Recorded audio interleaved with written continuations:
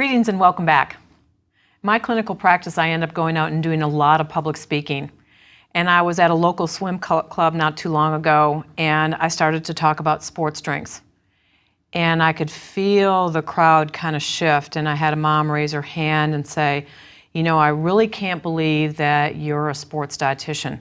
I cannot believe you would recommend that my child drink something that's artificially flavored, has high fructose corn syrup in it, and has all this salt.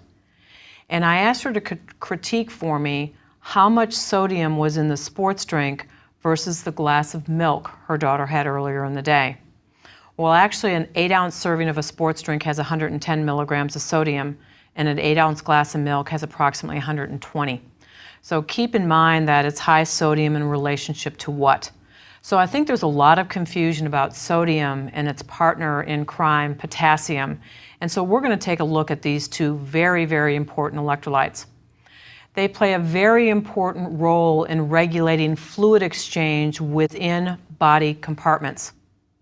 As such, blood levels of these electrolytes are rarely affected only by dietary means, and that should make sense. If they are so integral to function, your body has to have a lot of defense mechanisms to keep the blood values of sodium and potassium within narrow range. These two minerals consequently play a major role in blood pressure. Keeping blood pressure within normal range is very important because it reduces your risk of congestive heart failure, coronary heart disease, kidney disease, and stroke. And in general, the higher the person's salt intake, and please remember, salt is sodium chloride. The higher the person's salt intake, the higher the individual's blood pressure, according to the USDA guidelines for Americans. So this is one of these major public health initiatives where we're trying to remind Americans to leave the salt shaker alone. Sodium intake in the United States regularly exceeds the recommended daily amount of less than 2,300 milligrams, so we consume more than this on a regular basis. Since sodium makes up about 40% of salt, this would be the equivalent of about a teaspoon of table salt a day. And you might be thinking, I don't salt my food. I can't possibly be getting that amount. And I think I'll probably surprise you as we go on. There is about 4,500 milligrams of sodium in the typical Western diet, but this truly depends on the region of the country you live in. Being born and raised in Wisconsin, I might have had sodium in cured meats, but I certainly didn't eat the spicy food that I experienced in New Orleans and in South Texas. Since the body actually only requires 500 milligrams of sodium per day, that means many of us take in almost 10 times what we need. But we got to be practical here. It's not practical to only consume the biological requirement. Sodium is in a lot of different foods, and some maybe that you might not think of, and so it's really not practical to try and reduce your sodium intake just to that biological requirement. That 4,500 milligram average is almost 20 to 30 times the amount of sodium needed to replace normal losses. Normally we lose about 25 milligrams a day in our urine, 25 milligrams a day in feces, and for people who are indoors, normal skin losses are about 100 milligrams per day. But as we'll learn, that's going to change for individuals who are physically active. Along with this problem of sodium overconsumption is the underconsumption of its antagonist, or the mineral that acts as its counterbalance, which is potassium. Higher potassium intake helps to lower blood pressure by blunting the effects of sodium. Diets rich in potassium are also associated with a reduced risk of developing kidney stones, as well as the reduction in bone loss with age. So again, these two work in concert with one another, and trying to get them to dance according to the same step is oftentimes difficult to do. So what are the functions of these wonderful electrolytes? Sodium and potassium are necessary for the regulation of blood and other body fluids. They help nerves to talk to one another. They stimulate the action of muscular activity, proper gland function, and heart activity. They are also really important for maintaining what is called the electrochemical gradients and the membrane permeability in the cells of the body. So what does that mean? Sodium is essential for hydration because it pumps water into your cells. Potassium functions in the pumping of byproducts or waste products out of the cell and are eliminated from the body. So they really serve as the body's fluid regulator and pump regulator, waste product regulator. Well, dietary sources of sodium and potassium, and there are going to be more examples of both of these found in your guidebook. But here are a few examples of sources of sodium to get us started. Teaspoon of salt is going to have about 2,300 milligrams of sodium. A dill pickle that you might have with your sandwich is about 1,700 milligrams of sodium. A cup of canned chicken soup, 850. An ounce of pretzels, 486. And keep in mind, an ounce of pretzels would essentially get you close to your biological requirement. That's why it's not practical to just shoot for that number. And even an ounce of bread, really all types, range between 95 and 210 milligrams of sodium.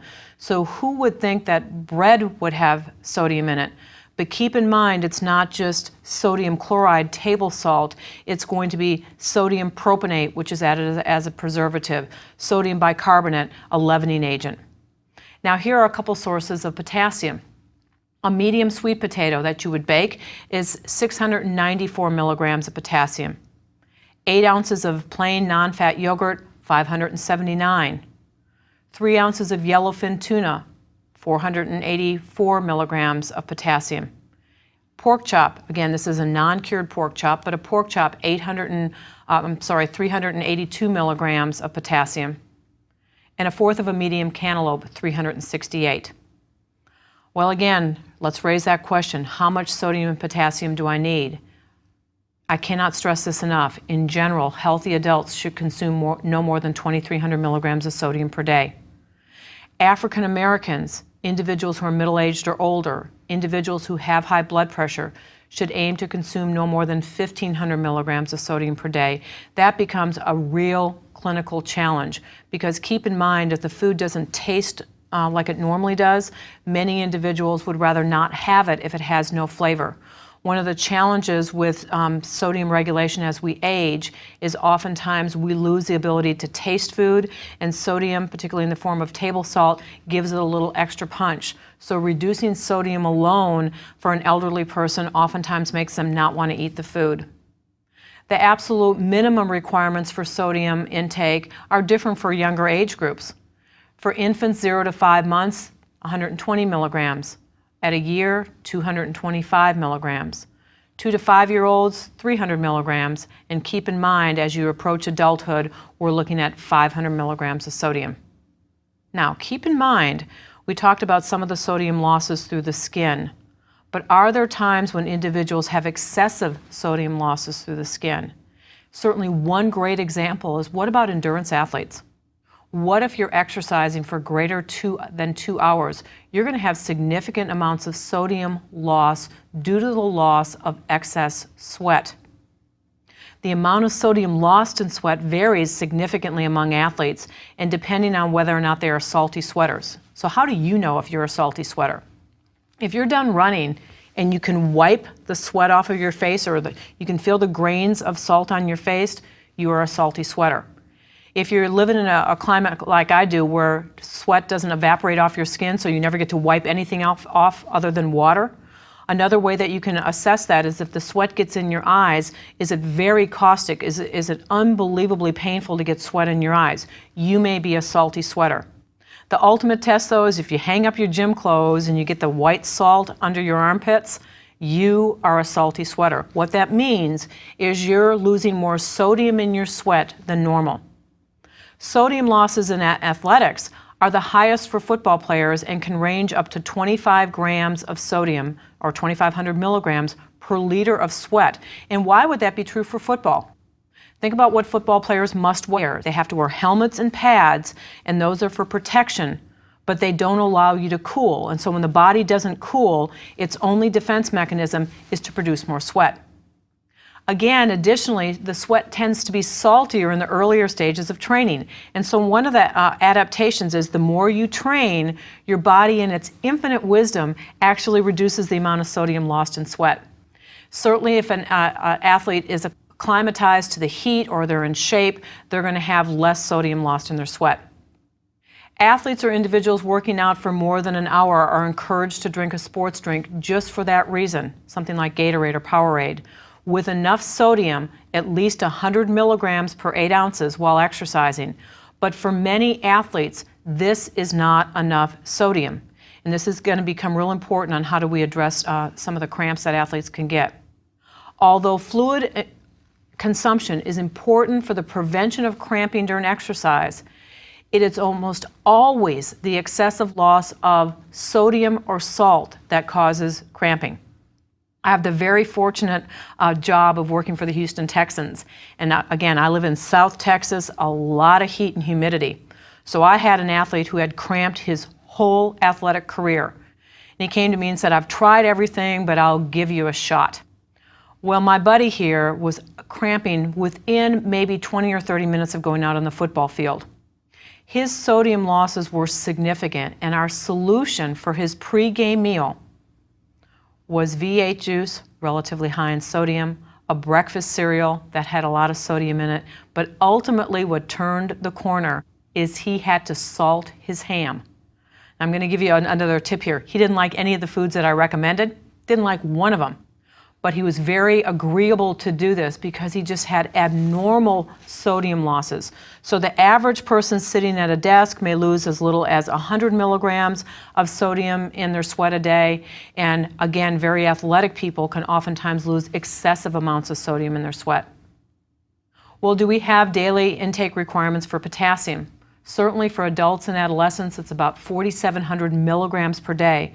So the requirement for potassium is relatively large in comparison to sodium. Children 1 to 3 years, about 3,000 milligrams. Children 4 to 8, 3,800 milligrams. Children 9 to 13, 4,500 milligrams. And why does it increase with age? Because body weight increases with age. And because potassium is stored inside the muscle, the more muscle mass you make, the more potassium that's needing to be stored. So, deficiencies in excess of sodium and potassium. And I'm going to remind you here again, your body really works very, very hard to keep the amount of sodium and potassium in your blood normal. But sodium deficiencies can occur, and the name of a sodium deficiency is called hypo, meaning low, natremia, sodium loss in the blood. Hyponatremia, low sodium in the blood.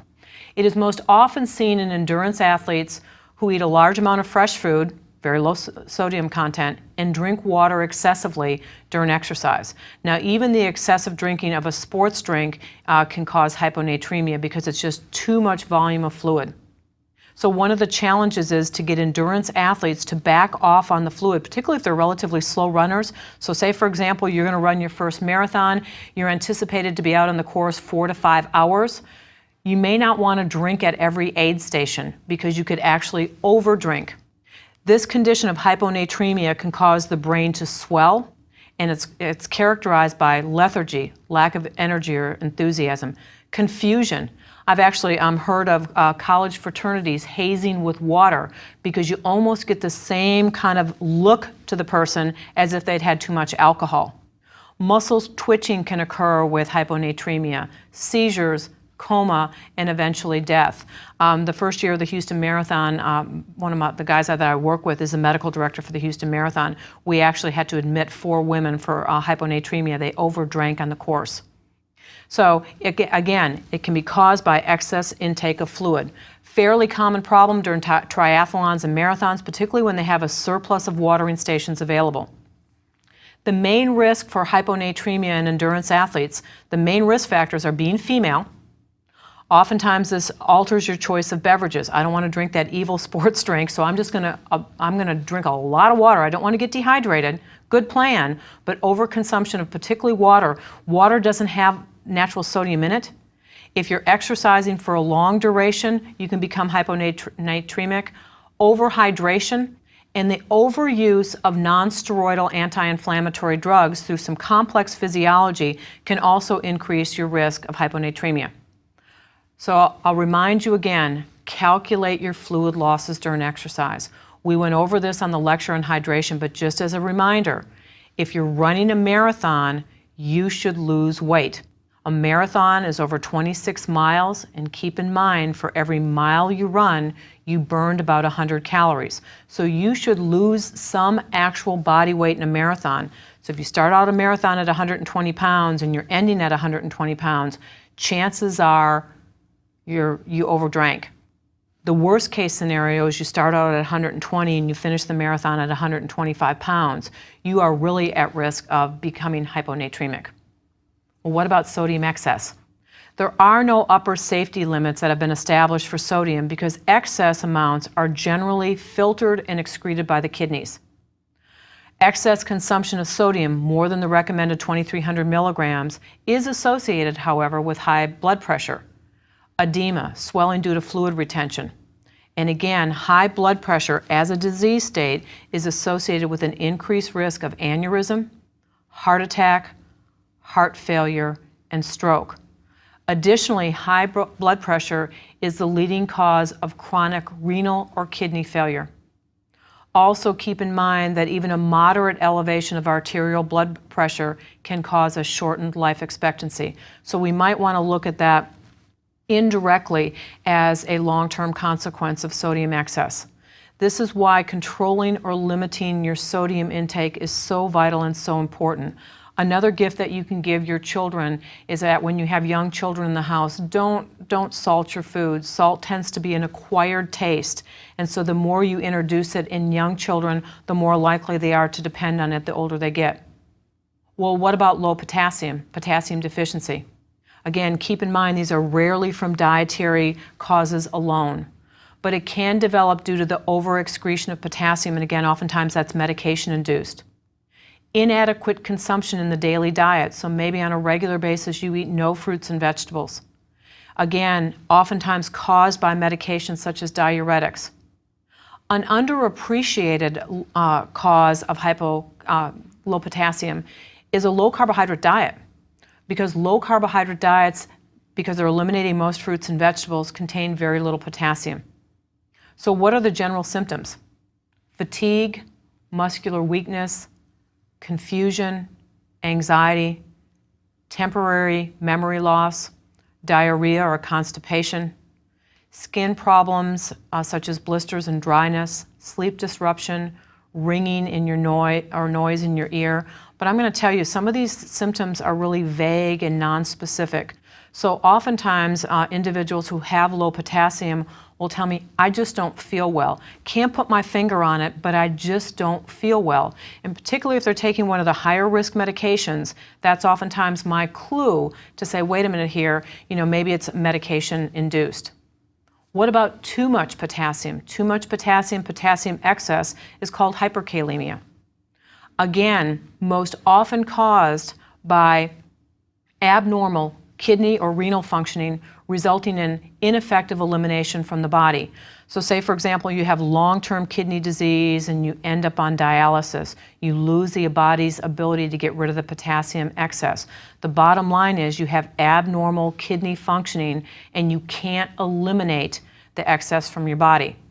So unfortunately, for both of these electrolytes, the major route of excretion is going to be in the urine. Now, excessive intake causing hyperkalemia is rare, but it can occur via salt substitutes.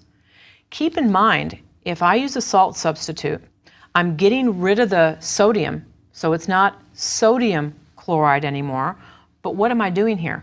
I have to put some other kind of mineral with that chloride to have it have a taste. So oftentimes what they're going to do is have potassium chloride. Well, if that's you, if your doctor has said use a salt substitute, here's a tip for you. Salt substitutes, as opposed to regular sodium chloride, so potassium chloride salt substitutes, get bitter when they're heated. So if you're opening a can of unsalted green beans and you put a little potassium chloride in, salt substitute, you might find a bitter or metallic aftertaste. So the tip here is you would use it as an addition at the end of the cooking cycle. But keep in mind, again, not knowing your renal function, this would make me a little bit nervous to recommend that everybody use a salt substitute, because I can't look inside and see whether or not you're one of these people that cannot excrete the excess. Certainly dietary supplements can be a source of excess potassium. Certainly if someone has had a potassium chloride infusion or they don't have normal kidney function, that can also cause hyperkalemia. The symptoms are, again, general malaise. Does this sound a little bit like too little potassium? Heart palpitations or arrhythmias, muscular weakness, and sometimes sudden death in extreme cases of hyperkalemia. So, let's come up with some practical tips here for reducing the sodium and increasing potassium. So think about this as your action plan to reduce your blood pressure without a pill. Okay. Percentage of dietary sodium in the American diet are as follows. 77% of the sodium we get comes from food processing. So the more processed a food is, and I generally describe that as the higher the ingredient list or the more hands that touch it, the center part of the grocery store, the more processed a food is, the higher its sodium content, and in general, the lower its potassium content. 12% of the sodium is naturally occurring. So it means that there's sodium naturally found in the food, not added by the manufacturer. Again, some food items are just naturally higher in sodium than others. Milk, again, is a great example. 6% of the sodium is actually added at the table, and about 5% is added during cooking. Now, studies have also shown that an individual preference for salt is not fixed. After a while, if you're reducing the amount of sodium in your diet, you quote-unquote get used to the taste, and your preference for salt will actually decrease. You can use other flavoring in place of salt to help with the taste. Now again, going to college and working and living in New Orleans and South Texas, I really love spicy food. So your food can be spicy, it just can't be salty. So you can use chili, you can use red pepper, you can use all of those. But keep in mind, you want to flavor with a singular ingredient. You don't want to use a seasoned salt or a seasoned salt that's going to have a lot of spice to it, but generally too much sodium. Other studies have also shown that the amount of salt people add to their food at the dinner table is generally stable. I see many individuals, before they even taste their food, pick up the salt shaker, and predictably it might be 6 shakes. Whether they want that amount of sodium or not, it's more habit than it is necessity. Meanwhile, even when people are eating lower sodium food items, they oftentimes typically don't add more salt to their food, even when additional salt is readily available. So, it's most important to try and focus on food selection. More fresh, less processed, less sodium-laden food items. Compare brands. Keep in mind, this is one of the things that's on the nutrition facts panel on the back of food. Because the larger source of sodium comes from manufacturing practices, it's important to read and compare food labels of different brands. And we're going to talk a little bit more on reading food labels in another lecture. So for example, the sodium content in one brand of soup that you like, tomato soup, might be over 1,000 milligrams, compared to 700 milligrams in another brand that you like equally as well. So choose the lower sodium. Again, do this even if you don't have high blood pressure now. Simple ways of limiting sodium, again, avoid these overly processed foods, deli meats, prepared meals, and mixes. Again, in general, the more hands that touch it, the higher the sodium content. One of my favorite is the more instant a food is, the higher the sodium content.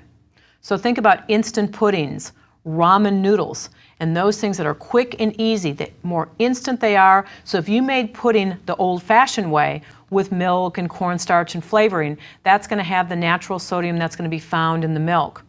If you make it an instant pudding, you can watch on the label how that sodium content is going to rise.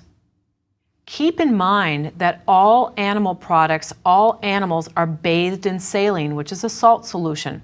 So naturally occurring things like sodium in milk, 120 milligrams per 8 ounces, and in uncured meats, chicken and fish that's not overly processed, 25 milligrams per ounce.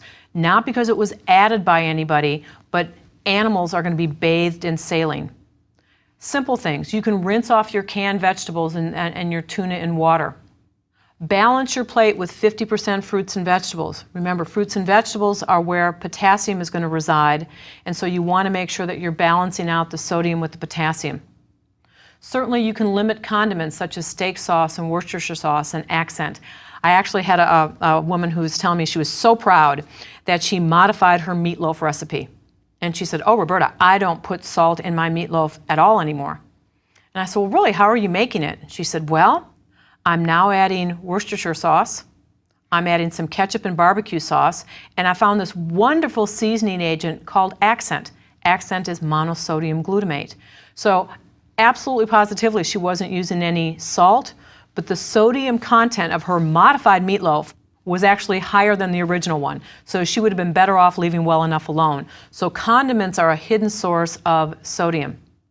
Again, keep in mind, another invaluable way of reducing your blood pressure is to increase your potassium intake. So if you think, oh, I just can't live without salt in my diet, but what I'm going to do is make an attempt to reduce my processed foods and add more fruits and vegetables, that might be the perfect solution for you.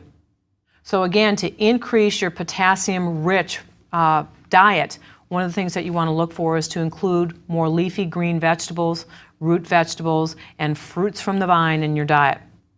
All of these items are rich in potassium, and they have been shown to favorably affect metabolic processes that can reduce your risk of kidney stones and bone loss. The DASH diet wraps all of this up in a bow, and the DASH diet stands for Dietary Approaches to Stop Hypertension, and that's discussed in another lecture. It is a public health strategy that can help you to put all of this into action. Okay, frequently asked questions. My aunt has kidney problems and must eat a low potassium diet. Yet it seems that potassium is so important. Can you help me out here? Well, here's an example where you really need to see a dietitian, because when there is a medical condition limiting an essential nutrient, the disease process takes priority. So we could argue, boy, she needs the potassium for many metabolic conditions. But the problem is, if the potassium excretion is limited by chronic illness, an excess can be life-threatening. So this takes priority.